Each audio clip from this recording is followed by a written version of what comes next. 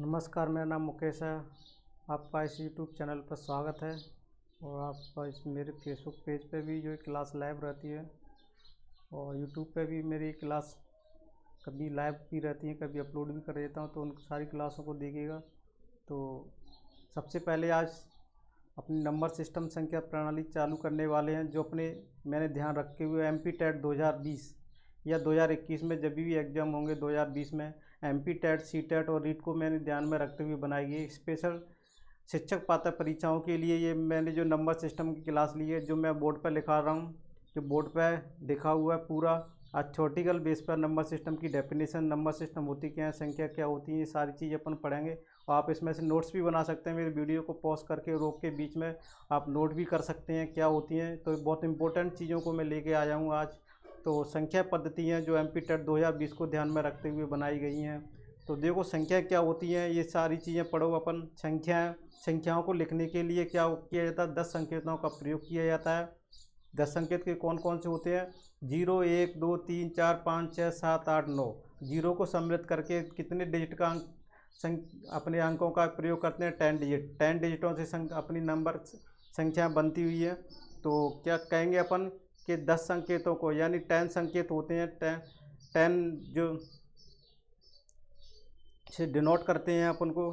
तो 0, 1, 2, 3, 4, 5, 6, 7, 8, 9 का प्रयोग किया जाता है। इसी प्रकार इन संकेतों से बनी संख्याओं की प्रणाली को क्या बोलते हैं अपन? हिंदू अरेबिक संख्या प्रणाली बोलते हैं। क्या बोलते हैं? हिंदू अरेबिक संख्या प्रणाली अंतर्राष्ट्रीय स्तर पर मान्य है। हिंदू अरेबिक संख्या प्रणाली क्या है? अंतर्राष्ट्रीय स्तर पर मान्य है। इस संख्या प्रणाली को हम दाशमिक प्रणाली भी कहते हैं। दाशमिक प्रणाली क्यों कहते हैं? डेसिमल नंबर भी बोलते हैं इसको। दाशमिक प्रणाली इंग्लिश में डेसिमल नंबर जिसका बेस 10 रहता है, तो इसलिए इसको दाशमिक प्रणाली भी बोलते हैं, बेस 10 रहता है। और दाशमिक प्रणाली की ये विशेषता होती है कि इसमें संख्या लिखने में 10 अंकों का प्रयोग होता है। क्या प्रयोग होता है? हमेशा 10 का प्रयोग होता है।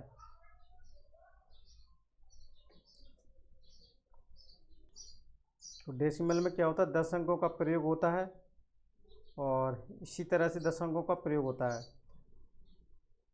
तो चलो अब और आगे चलते हैं अपन, इसी में और पढ़ते हैं। अब देखो दाशमिक प्रणाली की ये विशेषता होती है कि इसमें संख्याएं लिखने में 10 अंकों का प्रयोग होता है तथा दाईं ओर से बाईं ओर क्रमशः इकाई, दहाई, सैकड़ा किधर से चलते हैं अपन? दाईं ओर से। किधर से चलते हैं? इधर से संख्याओं को अपन गिनते हैं। दाईं से क्या करते हैं?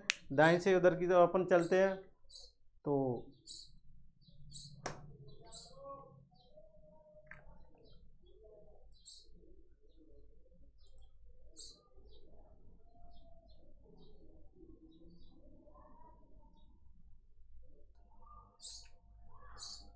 ये देखो, ये संख्या कहाँ से? तो इकाई से बाईं ओर जितना बढ़ता है उतने ही अंकों के सामने 10 का गुणा वृद्धि कर देते हैं। देखो अंकों का प्रयोग करते हैं, दाईं से बाईं ओर की ओर बढ़ते हैं। किससे उठते हैं? दाईं से बाईं की ओर। ठीक है, जैसे कि मैं लिखूँ 2, 4, 6, 7, तो ये इकाई का है, दहाई, सैकड़ा, हजार, ये इधर से ऐसे अपन बढ़ते हैं, इसका नाम। ठीक है, तो क्रमशः किस तरह से चलते हैं? ऐसे, इस तरह से यहाँ पर बढ़ते हैं अपन। और क्या होता है? इकाई, दहाई, सैकड़ा, हजार, 10,000, लाख, 10 लाख, करोड़, 10 करोड़, अरब, 10 अरब, खरब, 10 खरब, नील, 10 नील, पदम, 10 पदम, संघ, 10 संघ। इस तरह से अपन इसको करते हैं। इकाई अंक से बाईं ओर जितना बढ़ते हैं उतना ही अंकों के मान में 10 का गुणा वृद्धि हो जाती है। कैसे, कितने गुणा वृद्धि हो जाती है? 10 गुना वृद्धि हो जाती है। जैसे कि मैं ये कहूँ, अगर इसमें अपन इस इधर से इधर बढ़े, इकाई का क्या है? एक है ये, इसको क्या बोलते हैं? इकाई। इकाई को एक बोलते हैं दहाई। इधर अगर अपन बढ़ेंगे तो कितने का गुणा हो जाएगा? 60 का, 10 का। फिर इधर कितने का? 100 का। इसमें कितने का? देखो अपन सबसे पहले कितने का बढ़ता है? 10 10 का बढ़ता जाता है। इधर 10, इधर 10, इधर 10, ये रहता है। अब देखो एक से यहाँ पर कितना बढ़ा है, इसमें कितने का गुणा कर देंगे अपन? गुणा 10 का, तब कितना आ गया? 10। अभी इसमें कितने का गुणा कर देंगे? 10 का, तो कितना आ जाएगा? ये 100। इसमें फिर क्या कर देंगे? 100 में कितने का कर देंगे? 10 का गुणा कर देंगे। ठीक है, तो ये कितना आ जाएगा? 3 जीरो आ जाएगा। इस तरह से कितने का इसमें चलता है? 10 का मल्टीप्लाई चलता है। ठीक है ना, तो इस तरह से इसको बढ़ता है। 10 गुना में वृद्धि होती है। 10 गुना कैसे वृद्धि होती है? 10 होती है इसमें, फिर 10 से इसमें इतने गुना वृद्धि हो जाती है 100 में, फिर 10 गुना इसमें वृद्धि हो जाती है 10 गुना, फिर इसमें 10 गुना इसमें। इस तरह से क्या होता है, बढ़ता जाता है। और जैसे कि मैं बोर्ड पर दिख रहा है आपको 6000 वो 66,064 में इस तरह से दिया हुआ है। तो इस तरह से अपन कर सकते हैं। और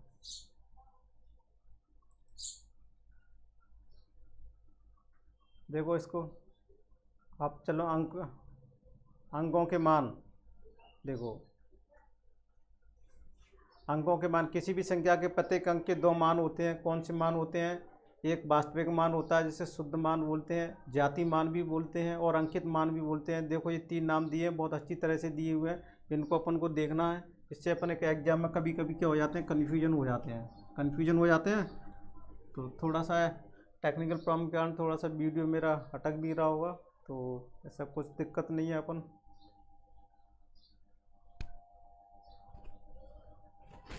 तो किसी भी संख्या के प्रत्येक अंक के 2 मान होते हैं, एक वास्तविक मान होता है, एक शुद्ध मान तो वास्तविक मान के क्या मान, शुद्ध मान भी बोलते हैं, जाति मान भी बोलते हैं, अंकित मान भी बोलते हैं, तथा दूसरा स्थानीय मान होता है। क्या होता है, किसी अंकित का वास्तविक मान स्थानीय मान बोलते हैं, वास्तविक नाम को दूसरा नाम शुद्ध मान भी बोलते हैं, जाति मान बोलते हैं, अंकित मान बोलते हैं। ठीक है, वास्तविक मान हमेशा एक ही रहता है, वो कभी भी नहीं बदलता, लेकिन स्थानीय मान स्थान ही की स्थिति के कारण बदल जाता है। जैसे 5,630 देखो क्या दिया है, 5,630 दिया हुआ है ना, अपना ऑप्शन दिया हुआ है। देखो 5,630 में क्या होगा, 5 का स्थानीय मान क्या रहता है, ये यही रहेगा। 5 का क्या रहेंगे, वो सॉरी 5 का वास्तविक मान कितना रहेगा, 5 ही रहेगा। 5 का वास्तविक मान 5 रहेगा। ठीक है, वास्तविक मान हो जाएगा वास्तविक मान। और इसका स्थानीय मान कितना हो जाएगा, स्थान देखो 5 है, इसके बाद कितने 1 2 3 3 जीरो रख देंगे, ये क्या हो जाएगा, स्थानीय मान हो जाएगा। ठीक है, जब 5 का वास्तविक मान कितना होता है, 5 है, और स्थानीय मान 5 4 हो जाएगा। इस तरह से अपन को आप देखो, और आपको दिख रहा होगा बोर्ड पे मैं दिखा रहा हूँ आपको। अब देखो स्थानीय मान जाति मान किस तरह से अपन ने ज्ञात किया हुआ है यहाँ।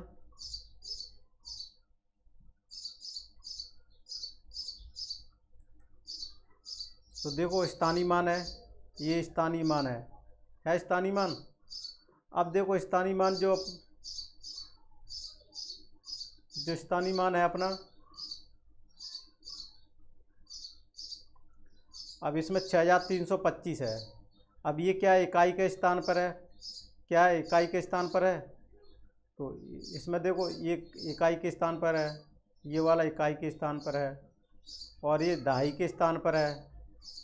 तो इसको इस तरह से स्थानीय मान लिखते हैं। और 3 का स्थानीय मान 6 का, तो अपन जैसे सबसे याद करने का तरीका 6 संख्या लिख लेते हैं। 6 का स्थानीय मान पूछें तो इसके बाद कितने अंक है, 3 अंकों को क्या लिखते हैं, 0 रख लेते हैं, 3 जीरो आ जाएंगे। 3 का स्थानीय मान देंगे तो इसके बाद 2 अंक हैं, तो 3 के बाद कितने जीरो लगा देंगे, 2 के बाद 1 अंक है तो 1 जीरो लगा देंगे। और 5 के बाद क्या है, 5 लिख देंगे, उसके बाद कोई जीरो नहीं है तो क्या है, कोई जीरो नहीं लगाएंगे तो 5। स्थानीय मान जाति मान में 6 का 6 जाति मान रहता है, 3 का 3, 2 का 2, ये परिवर्तन ये बदलते नहीं है। आप देखो गणना प्रणाली क्या होती है, इसको देखो गणना प्रणाली, भारतीय गणना प्रणाली संख्या, इस गणना प्रणाली को हिंदू अरेबिक प्रणाली भी कहा जाता है। देखो भारतीय गणना प्रणाली को क्या बोलते हैं, इस प्रणाली को हिंदू अरेबिक प्रणाली भी कहा जाता है। क्या कहा जाता है, हिंदू प्रणाली भी कहा जाता है। अब देखो हिंदू प्रणाली कहा जाता है, तो इस गणना को हिंदू अरेबिक प्रणाली भी कहा जाता है। जैसे इकाई में क्या होता है, इकाई, दहाई, सैकड़ा, हज़ार, 10,000, लाख, 10 लाख, करोड़, 10 करोड़, इस तरह से अपन को लिखा है। आपको बोर्ड में मैंने दिखा दिया। तो देखो अरेबिक हिंदू प्रणाली में क्या होता है, इकाई को इस तरह से अपन लिख सकते हैं, और इस तरह से अपन ज्ञात कर सकते हैं। तो इकाई, दहाई, सैकड़ा, हज़ार, 10,000, लाख, 10 लाख, करोड़, 10 करोड़, इस तरह से संख्याएँ हैं अपनी। और इसके बाद देखो संख्या को इस प्रणाली में 20 करोड़ 16 लाख 35,518 पढ़ाया जाता है। किस तरह से पढ़ाया जाता है इसको, इस संख्या जो दी हुई है देखो, इसको इस तरह से तो कैसे पढ़ेंगे, इकाई, दहाई, सैकड़ा, हजार, दशा। देखो कॉमा लगाने का नियम क्या रहता है, पहले तो 3 संख्याओं के बाद कॉमा लगाया था, फिर 2 2 के बाद कॉमा लगाए थे। कॉमा लगाने का नियम है ये कॉमा, पहले तो 3 संख्या छोड़ देते हैं, उसके बाद फिर 2 2 के जोड़े में अपन क्या करते हैं, कॉमा लगा देते हैं। फिर उसको इधर उल्टे से क्या पढ़ते हैं, अपन ने पढ़ा था ना, दाई से बाई ओर, दाई से बाई ओर चलते हैं। किस तरह से, तो देखो ये एरो किधर से चलेगा, ऐसे चलेगा, ठीक है, ऐसे। इकाई, दहाई, सैकड़ा, हजार, दशा, लाख, 10 लाख, करोड़, 10 करोड़। तो 20 करोड़, 16 लाख, 35,518, इस तरह से लिखेंगे। अब अंतर्राष्ट्रीय गणना बोलते हैं। देखो अंतर्राष्ट्रीय गणना प्रणाली क्या होती है, ब्रिटिश प्रणाली भी कहा जाता है। इस प्रणाली में 3 3 अंकों के समूह निश्चित किए गए हैं। ये प्रणाली विश्व में सबसे अधिक प्रचलित है, विश्व में प्रचलित है। और देखो इसको इस तरह से लिख देते, 3 3 के जोड़े बना लेते हैं। जो ये बना हुआ 201, 635, 518, 3 3 के जोड़े में कॉमा लगाए जाते हैं। इसकी मैंने एक क्लास मेरे यूट्यूब चैनल पर मिल जाएगी, जो डिटेल में मैंने अंतर्राष्ट्रीय संख्या की पद्धति के बारे में डिटेल में बताया है। वहाँ पर सारी चीज़ें आप उसको वहाँ पर आप पढ़ लीजिएगा। उसमें इंटरनेशनल नंबर सिस्टम आप सर्च कीजिएगा by ER Mukesh Kumar, engineer Mukesh Kumar, तो वहाँ पर ये मेरी क्लास मिल जाएगी। इसमें अंतर्राष्ट्रीय संख्या पद्धति को मैंने डिटेल में पढ़ाया है, कुछ क्वेश्चन भी कराए हुए हैं। अब देखो अंतर्राष्ट्रीय संख्या पद्धति को कैसे लिखते हैं, 200 देखो कैसे लिखते हैं, 201 मिलियन है, 635 हज़ार है, 518 है, पढ़ाया जाता है इस तरह से। अब देखो इसको कैसे पढ़ाया जाएगा, यह इकाई, दहाई, सैकड़ा, ये तो ऐसे ही लिख लेते हैं, इकाई वाली चीज़ हो गई, इकाई, दहाई, सैकड़ा। इसके बाद चलता है हज़ार, 10,000, 100,000, हज़ार, फिर 10,000, फिर 100,000, फिर मिलियन, 10 मिलियन, 100 मिलियन, ठीक है। तो इस तरह से हम चलते हैं।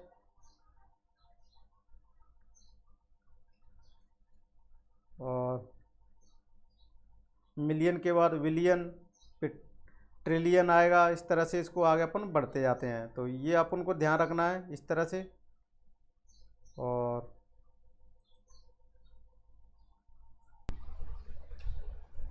अब देखो इसके बाद क्या आता है, अपना विस्तारित रूप आता है, संख्याओं का विस्तारित रूप।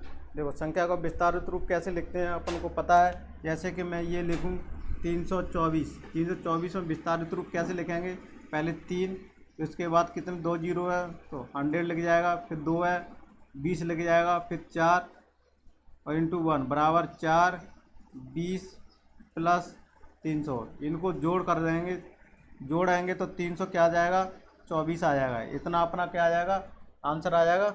इसको क्या बोलते हैं, संख्याओं का प्रसारित रूप बोलते हैं, प्रसारित रूप बोलते हैं। इसको इकाई, दहाई, सैकड़ा इस तरह से कर सकते हैं, जैसे 3 गुणा 100, 2 गुणा 10, तो 4 गुणा इकाई का कर देते हैं इसमें। तो इस तरह से इनको तीनों को क्या कर देते हैं, जोड़ कर देते हैं, तो विस्तारित रूप हो गया। अब देखो आरोही अवरोही क्रम में मैंने इससे पहले क्लासों में मैं एक क्लास में बता भी चुका हूँ। अब देखो आरोही क्रम में सबसे पहले छोटी संख्या आती है, उसके बाद उससे बड़ी संख्या आती है, उससे बड़ी तथा अंत में सबसे बड़ी संख्या आती है। तो इससे क्या कहेंगे, बढ़ता क्रम कहेंगे। जैसे आरोही क्रम क्या रहता है, 1 2 3 4 5 6 7, ये क्या बढ़ता क्रम है, बढ़ता क्रम क्या बोलते हैं, बढ़ता क्रम है। सबसे पहले छोटी संख्या आती है, इसमें क्या सबसे छोटी कौन सी है, सबसे छोटी, फिर उससे बड़ी, फिर उससे बड़ी, फिर उससे बड़ी, फिर उससे बड़ी, फिर उससे बड़ी। ये क्या है, आरोही क्रम है अपना। कौन सा बोलेंगे इसको, आरोही क्रम है। और फिर आप देखो अब अवरोही क्रम में किसका जस्ट उल्टा हो जाता है।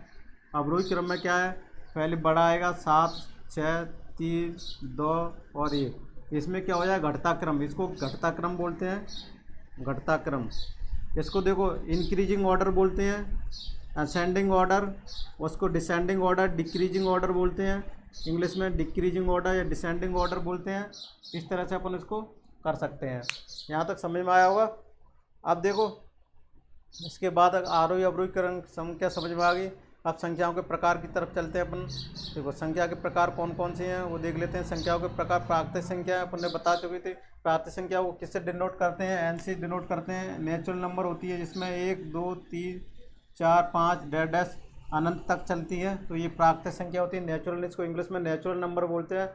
देखो गणना के लिए आने वाली संख्या प्राकृतिक संख्या कहलाती हैं। और पूर्ण संख्या क्या होती हैं, अगर पूर्ण संख्या में इसमें जीरो सम्मिलित कर लिया जाए, इसमें जीरो सम्मिलित कर लिया जाए तो पूर्ण संख्या में क्या होती है, होल नंबर बोलते हैं। जीरो सम्मिलित कर लिया जाए तो 3 4 5 इन्फाइनाइट तक चलती हैं, तो ये क्या होती है, पूर्ण संख्या बोलती हैं। कौन सी होती हैं, पूर्ण संख्या बोलती हैं। क्या बोलते हैं? पूर्ण संख्या होती हैं, पूर्ण संख्या है। तो ये अपनी क्या है? पूर्ण संख्या है अपनी। तो ये अपनी कौन सी है? पूर्ण संख्या है अपनी।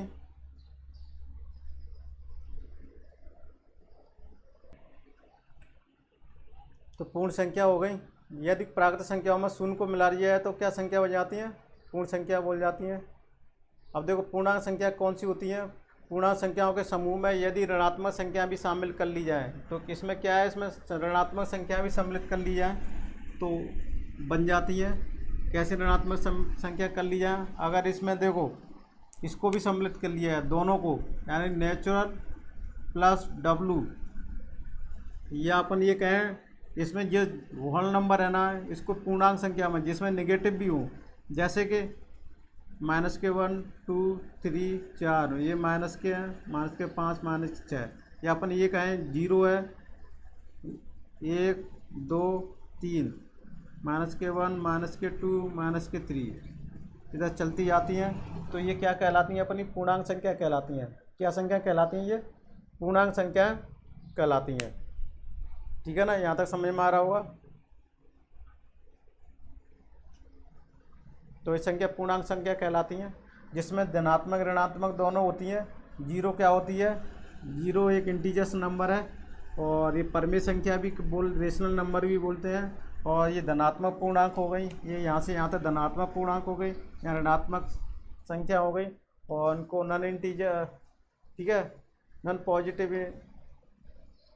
इंटीजर्स नंबर कौन से बोलेंगे? जीरो से नॉन पॉजिटिव और non negative positive integers number, इनको बोलेंगे। तो इस तरह से अपन इसको कर सकते हैं। सम संख्या क्या होती है? ऐसी संख्या जो 2 से पूर्णतः विभाजित होती है, सम संख्या कहलाती है। 2, 4, 6, 8, या जिन संख्याओं का इकाई का अंक 2, 4, 6, 8 हो, 0 हो, तो वो संख्या सम संख्या कहलाती हैं। और विषम संख्या ऐसी संख्या हैं जिनके इकाई का अंक 0, 2, 4, 6 नहीं हो, या जिसमें 2 के भाग दिया जाए तो पूर्ण 2 का भाग दिया जाए तो उसमें पूरी तरह से भाग नहीं जाए। या अपन ये कहें सम संख्या वो कहती है 2 का भाग देने पर उसमें शून्य अपना क्या होता है? रिमाइंडर शून्य बचता है, सम संख्या कहलाती है। जिसमें रिमाइंडर शून्य नहीं बचता है उसको विषम संख्या बोलते हैं। या दूसरा तरीका है, सम संख्या को इकाई का अंक 2, 4, 6, 8 और 0 हो तो वो संख्या सम कहलाती है। अगर इसके अलावा कोई दूसरा अंक तो वो विषम संख्या कहलाती है। जैसे विषम संख्या 1, 3, 5, 7 ये अपने को बोर्ड पर अपन दिखा रहा हूँ। अब भाज्य संख्या, जिन अभाज्य संख्याओं को 2 से अधिक गुणनखंडों क्या कहलाते हैं? अभाज्य संख्या कहलाते हैं। जैसे 4, 6, 8, 9, 10, इनके क्या है? 2 से ज़्यादा गुणनखंड हैं। ठीक है, 2 से ज़्यादा गुणनखंड है। जैसे 4 है, 4 के 1 है, 1 तो 2 है, 1 4 है। कितने गुणनखंड हो गए? 3 गुणनखंड हो गए। तो ये कौन सी हो गई? भाज्य संख्या हो गई। अगर कोई भी भाज्य संख्या प्राइम, जिसको देखो भाज्य संख्या को क्या कंपोजिट नंबर बोलते हैं। जो composite number having more than two factor is called the composite number, and prime number only having 2 factor is called the भाज्य संख्या प्राइम नंबर्स। तो जिन संख्याओं में केवल 2 ही गुणनखंड हो, स्वयं एक तथा एक स्वयं हो। ठीक है, तो इस तरह से अपन इसको कर सकते हैं।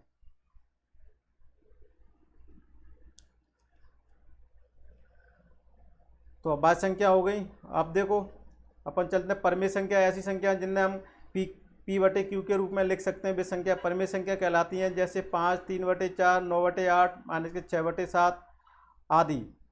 तो P एंड Q क्या है? या इंटीजर्स नंबर है, और Q बराबर 0 नहीं होना चाहिए। अगर 0 हो गया तो अपरिभाषित होगा, वो परिभाषित नहीं कर सकते।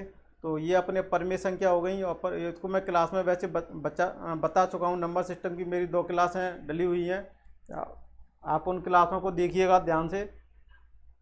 तो वहाँ पर ये सारी चीज़ें क्लास में मिल जाएंगी आपको।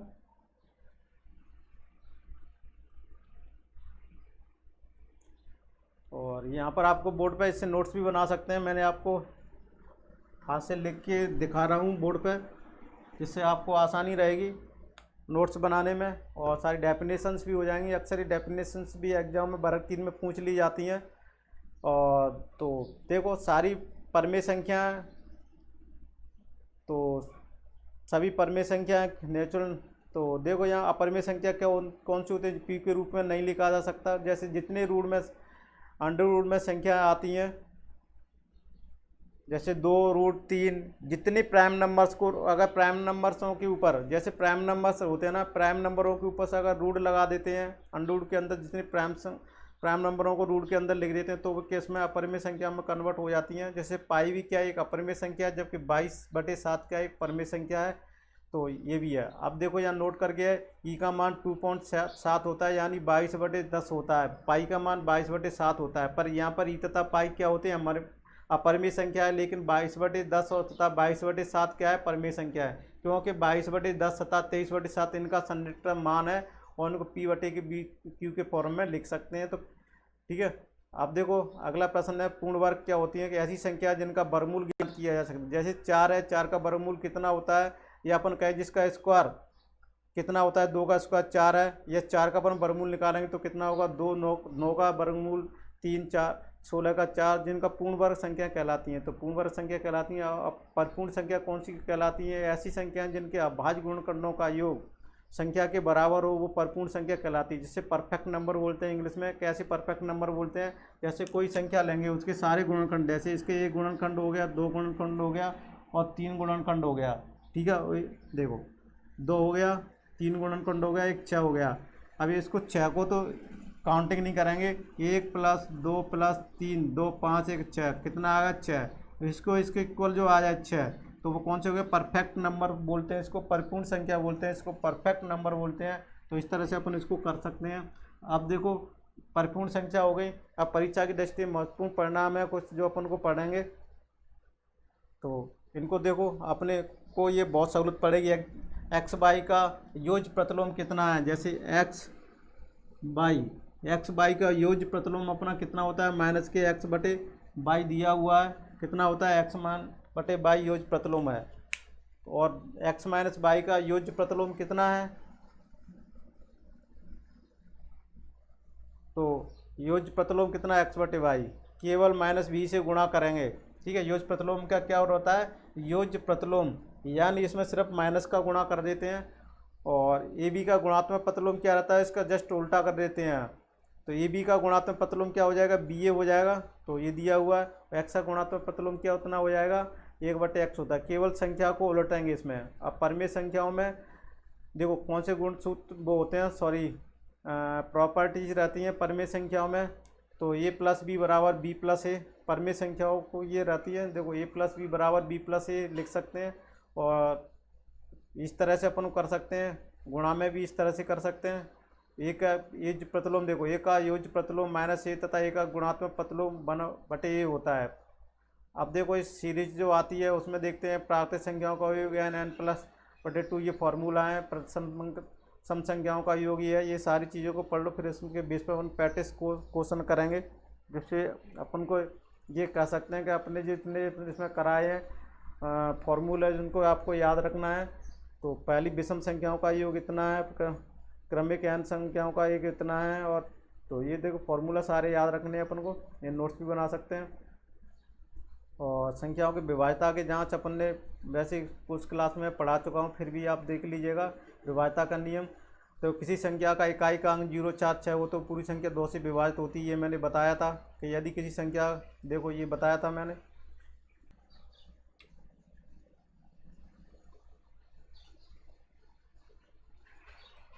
देखो संख्या की विभाज्यता का नियम है, ये 2 की विभाज्यता का नियम है कि यदि वो संख्या पूरी तरह 2 से विभाजित है, उसके इकाई का अंक क्या होना चाहिए, यूनिट प्लेस पर कौन सी वैल्यू होनी चाहिए, 2, 4, 6 और 8, तो वो संख्या होती 2 से विभाजित हो जाती है। जैसे अपन यहाँ से लेंगे 46, ये 46 क्या उससे विभाजित हो जाएगी, 2 से विभाजित हो जाएगी। उसकी जगह 48, यानी इकाई का अंक क्या है, इसमें 8 है, ये इकाई का अंक 8 है, तो ये भी क्या हो जाएगी संख्या, किससे विभाजित हो जाएगी, 2 से विभाजित हो जाएगी। इस तरह से इसको अपन कर सकते हैं। और या फिर अपना आ गया दूसरा, देखो यदि किसी संख्या के अंकों का योग 3 से विभाजित होता है तो पूरी संख्या 3 से विभाजित होती है। जैसे कि मैं ये कहूँ 63 को 3 से विभाजित का नियम कैसे पता करेंगे, तो इसमें क्या करेंगे, अंकों का योग निकालेंगे। 10 प्लस क्या करेंगे, 10 + 3 कितना होता है, 9। क्या 9 में 3 का भाग जा रहा है, 9 में किसका भाग जा रहा है, 3 का भाग जा रहा है, 9 में 3 का भाग जा रहा है, तो क्या होगी ये संख्या, फिर ये पूरी संख्या भी किससे कट जाएगी, 3 से कट जाएगी।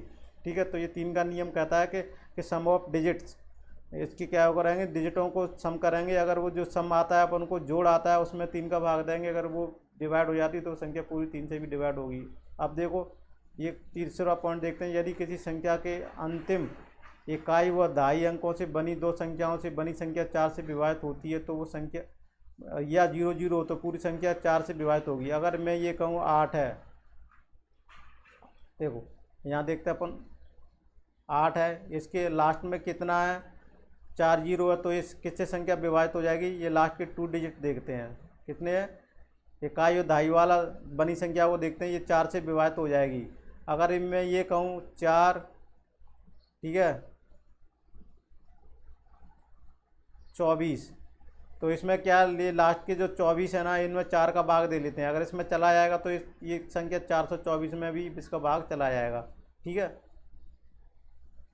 तो 4 का भाग 24 में जाएगा तो इससे भी चला जाएगा। अब देखो चौथा पॉइंट देखो, यदि किसी संख्या के इकाई के स्थान पर 0 या 5 हो तो पूरी संख्या 5 से विभाजित हो जाएगी। जैसे कि 50 इकाई के अंक पर 5 है और अपन ये कहेंगे 6 इकाई के अंक पर 5 है, तो ये संख्या क्या हो जाएंगी, ये दोनों संख्या 5 से विभाजित हो जाएंगी। जिसके इकाई का अंक 0 हो या 5 हो और उसके आगे के पीछे के डिजिट जो आगे के दहाई, सैकड़ा, हज़ार वाले कोई भी अंक बने रहे हो उससे कोई अंतर नहीं पड़ता है, तो वो संख्या किससे विभाजित हो जाएगी, 5 से विभाजित हो जाएगी। अब देखो पाँचवें पॉइंट में, यदि कोई संख्या, ये किसका नियम है, 6 के डिविजिबिलिटी का नियम है। 6 के डिविजिबिलिटी का नियम क्या कहता है, इसके देखो अभाज्य संख्या निकालते हैं, ये भाज्य संख्या के फैक्टर में करते हैं, इसके गुणनखंड करते हैं अभाज्य फैक्टर में। तो 2 और 3 किसको होता है, अभाज्य गुणनखंड बोलते हैं इसे। तो देखो 2 और 3 अभाज्य गुणनखंड क्या हो गए, 2 और 3 अभाज्य गुणनखंड हो गए। तो 2 या रिलेटिव प्राइम नंबर बोलते हैं क्या, या को प्राइम नंबर भी बोलते हैं। अपना इसका HCF 1 होना चाहिए, ऐसे फैक्टर करने हैं जिसका HCF क्या होएगा, 1 होना चाहिए। तो क्या करेंगे, वो संख्या पूरी संख्या किससे विभाजित हो जाएगी, 6 से विभाजित हो जाएगी। अभाज्य गुणनखंड होने चाहिए तो किससे हो जाएगी, ये 2 से भी। अगर कोई संख्या जैसे मैं ये कहूँ 2 है और 26, इसमें संख्या में 2 से भी भाग जाना चाहिए और 3 से भी भागा जाना चाहिए, तभी संख्या किससे होगी, 6 से विभाजित होगी। तो देखो इसमें 2 और 3, इसमें 2 से तो भाग जा रहा है लेकिन 3 का भाग नहीं जा रहा है, 6 2 8 होता है तो नहीं जा रहा, तो ये संख्या किससे कटेगी, 6 से नहीं कटेगी, है ना। अगर मैं ये कहूँ, देखो यहाँ 2 लिख देता और 29, ये नहीं कटेगी क्योंकि ये 2 से नहीं कट रही है ना। अगर मैं ये कहूँ 6 और 0 लिख दूँ, ये 2 से कट रही है और 3 से कब कटेगी, इनके डिजिटों का अंक कह रहे हैं 6 + 0 6, तो ये किससे संख्या कट जाएगी, 6 से संख्या कट जाएगी। अगर ऐसी तरह देखो 6 वाला रूल देखो, यदि दी गई संख्याओं के अंतिम 3 अंकों से मिलकर बनी संख्या 8 से विभाजित हो, देखो 6 का क्या नियम रहता है, यदि कोई संख्या, देखो यदि कोई दी संख्या के अंतिम 3 अंकों से मिलकर बनी ये क्या रहता है, 2 की पावर 3, ये 8 का नियम है। तो लास्ट के 3 डिजिटों में 8 का भाग चला जाए या 0 0 लास्ट में हो तो वो संख्या किससे विभाजित हो, ये 8 से हो जाएगी। अब देखो 7वें पॉइंट की तरह, यदि दी संख्या में सभी अंकों का योग 9 से विभाजित होती है तो संख्या पूरी तरह क्या से 9 से विभाजित हो जाती है। जैसे कि मैं ये कहूँ 9 99, अगर इसमें 9 का डिजिट, 9 का दोनों को जोड़ करेंगे अपन, 9 + 9, 9 + 9 कितना होता है, 18 होता है। अभी 18 क्या हो रहा है, 9 से कट रही है, तो ये संख्या किससे भी कटेगी, 9 से कटेगी। तो इस तरह से अपन कह सकते हैं कि ये संख्या भी किससे कट जाएगी, कट जाएगी, है ना। इस तरह से कर सकते हैं ये। अब देखो 8वें पॉइंट की तरफ चलते हैं। 8वां पॉइंट क्या कहता है, 8वां, यदि किसी संख्या के इकाई का अंक 0 हो तो वो संख्या 10 से विभाजित होगी। यदि किसी संख्या के इकाई का अंक 0 हो तो वो संख्या किससे विभाजित होगी, 10 से विभाजित होगी। कोई भी देखो नंबर ले लो 40, ये तो ये संख्या किससे विभाजित हो जाएगी, 10 से हो जाएगी। अब 9वां पॉइंट देख लेते हैं, यदि स्थानों को देखो, सम स्थानों तथा विषम स्थानों के अलग अलग योग का अंतर या तो 0 या 11 से विभाजित हो रहा हो या 11 से पूर्ण विभाजित होता हो, या क्या बोलेंगे 11 का मल्टीपल हो, तो वो संख्या किससे विभाजित हो जाएगी, 11 से हो जाएगी। मैं उसमें पहली वाली क्लास में पूरी तरह बता चुका हूँ, तो अपन देखते हैं। तो ये देखो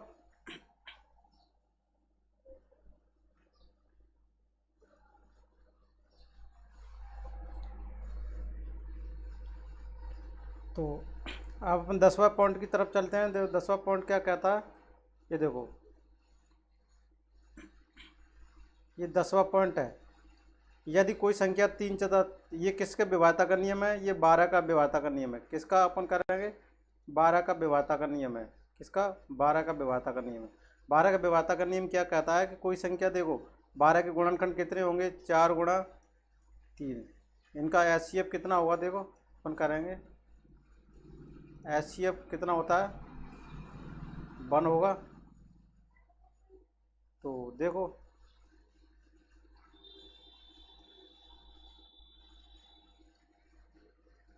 तो एचसीएफ क्या होता है इसका?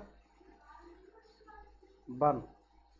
अगर एचसीएफ 1 होगा तो क्या संख्या होगी? 4 से 3 से दोनों से विभाजित होगी तो संख्या किससे हो जाएगी? 12 से विभाजित हो जाएगी। जैसे कोई संख्या ले लें 24 ले लेते हैं। 24 4 से विभाजित हो रही है और 3 से विभाजित हो रही है तो ये संख्या किससे विभाजित हो जाएगी? 12 से विभाजित हो जाएगी। अब देखो 11 के विभाजित, अब देखो 11वां पॉइंट देखो अपन, यदि दी गई संख्या, क्या दी हुई है? दी गई संख्या के अंतिम 2 अंकों से बनी संख्या 25 से पूर्णतः विभाजित होती है तो वो पूरी संख्या 25 से ही विभाजित हो जाती है। इसमें क्या दिया? अंतिम 2 अंकों से बनी संख्या 25 से विभाजित हो जाती है तो पूरी संख्या किससे विभाजित हो जाएगी? 25 से विभाजित। कोई एक संख्या ले लेंगे जिसमें लास्ट के 2 डिजिट देखेंगे। अब उसके बाद 12 की दी संख्या के अंकों का योग 27 से विभाजित होती है तो संख्या पूरी संख्या 27 से दी गई संख्या के अंकों का योग 27 से विभाजित होती है तो वो संख्या किससे विभाजित हो जाएगी? 27 से विभाजित हो जाएगी। ये 27 का नियम है। इस 27 से विभाज्यता का नियम कहता है।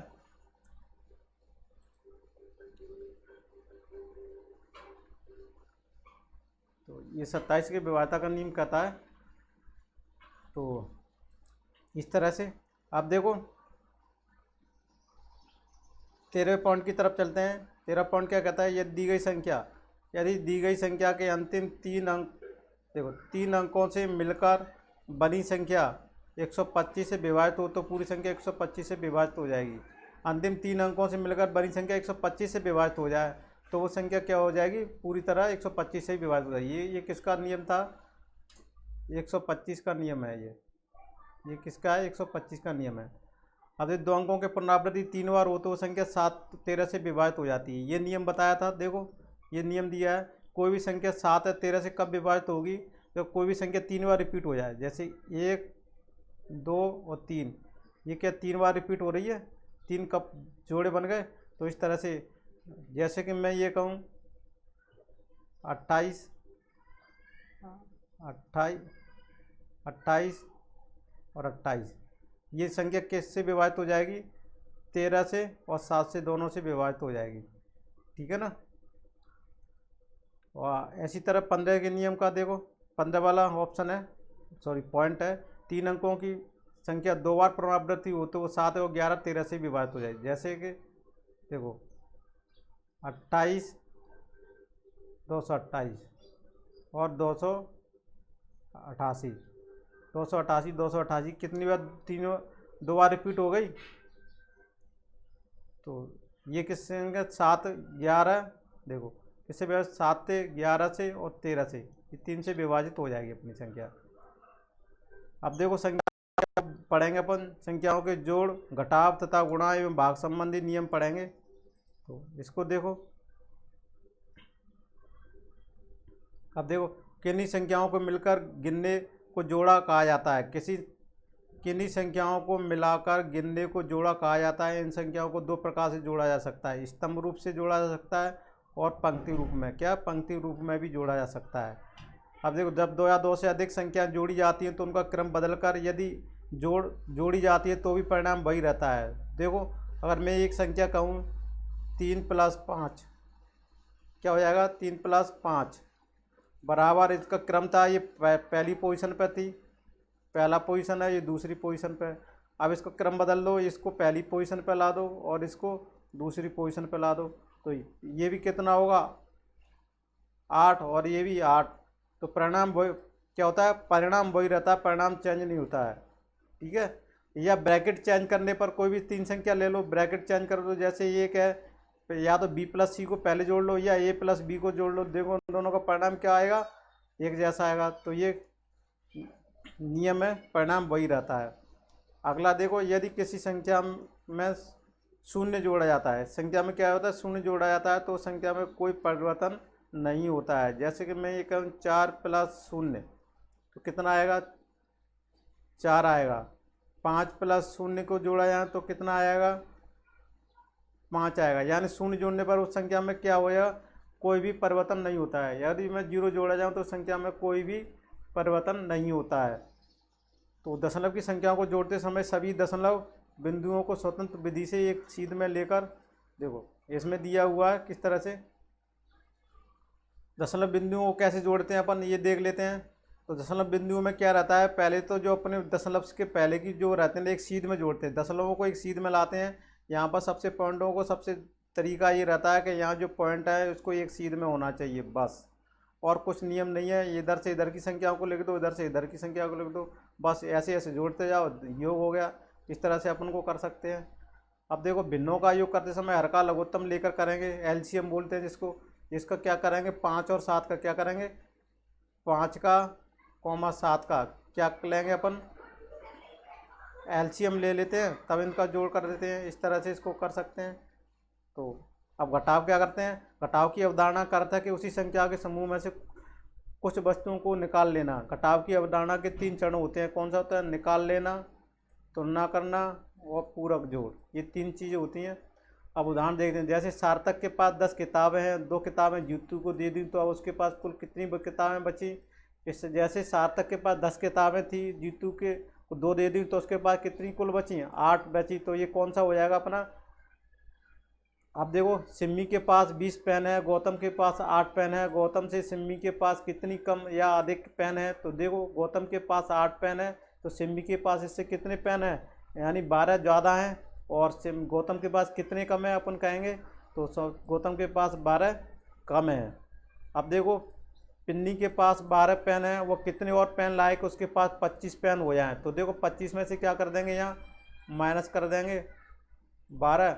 कितने पेज की ज़रूरत पड़ेगी तो अपन यहाँ से लिख लेंगे, कितने की ज़रूरत पड़ेगी वो अपन को यहाँ लिख लेंगे। जैसे इसको 3 और 1, कितने पेज का ज़रूरत पड़ेगी अपन को, 13 की। इस तरह से अपन इसको ज्ञात कर सकते हैं, है ना। तो अब देखो क्रम बदलने व घटावे का परिणाम बदल जाता है। अब देखो जो अपन जोड़ पे तो वो लागू हो रहा था, लेकिन क्रम घटाने पर अगर क्रम का बदलेंगे तो ये देखो ये एक नियम है, ये माइनस भी, अगर इसको यहाँ पर क्रम बदल लेंगे, ये जो क्रम बदल लिया तो ये परिणाम नहीं होगा, ठीक है। इस तरह से इसका परिणाम बदल जाता है। 25 - 5 और 5 - 25, ये भी परिणाम बदल जाता है, ठीक है। अब देखो यदि किसी संख्या में शून्य जोड़ा या घटाया जाए तो संख्या पर कोई फर्क नहीं पड़ता है। जैसे कि ये दिया हुआ 18 में 0 जोड़ दिया, 18 आ गया, 29 में 0 कर देंगे तो 29 आ गया।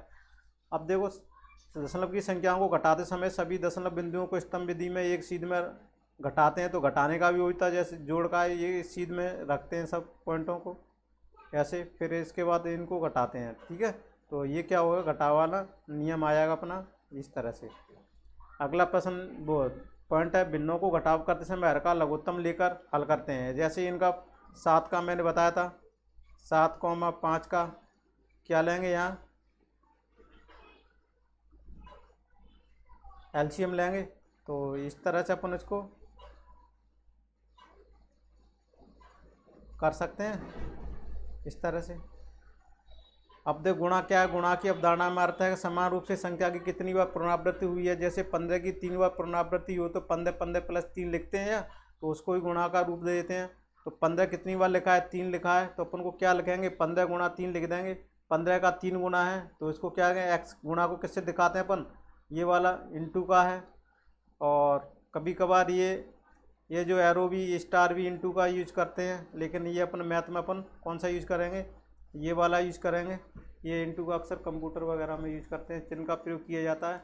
अब देखो क्रम विनिमय नियम का गुण पर क्या होता है, जो अपन ने पढ़े वो क्रम विनिमय नियम का नियम पढ़ रहे थे। क्रम विनिमय नियम का क्या होता है, मल्टीप्लाई में रूल फॉलो करता है, इस क्रम बदलने पर कोई अंतर नहीं आता। क्रम विनिमय नियम ऐड पर यानी एडिशन पर या जोड़ पर और मल्टीप्लाई में वर्क करता है, और उसमें भाग में और सब्ट्रैक्शन में वर्क नहीं करता है। के लिए ये सत्य नहीं है। जिस संख्याओं को गुणा किया जाता है वह गुण जिस संख्या से गुणा किया जाता है वो गुणक तथा उसके परिणाम को गुणनफल कहते हैं। तो देखो ये क्या गुणनीय है, 64 को क्या बोलेंगे, गुणनीय बोलेंगे इसको, और इसको क्या बोलेंगे, गुणक बोलेंगे। और जो रिजल्ट अपन को प्राप्त होगा, ये रिजल्ट प्राप्त हो उसको गुणनफल बोलते हैं। इसको याद रखना है अपन को, गुणनीय, गुणक और गुणनफल। अब ऋणात्मक तथा धनात्मक पूर्णांकों को गुणा आपने देखा है, तो धनात्मक धनात्मक दो संख्याओं से गुणा करेंगे तो क्या होगा, धनात्मक होगा। अगर एक धनात्मक ऋणात्मक होगा तो ऋणात्मक होगा, या ऋणात्मक धनात्मक होगा तो ऋणात्मक होगा। दोनों ऋणात्मक होंगे तो क्या हो जाएगा, तो ये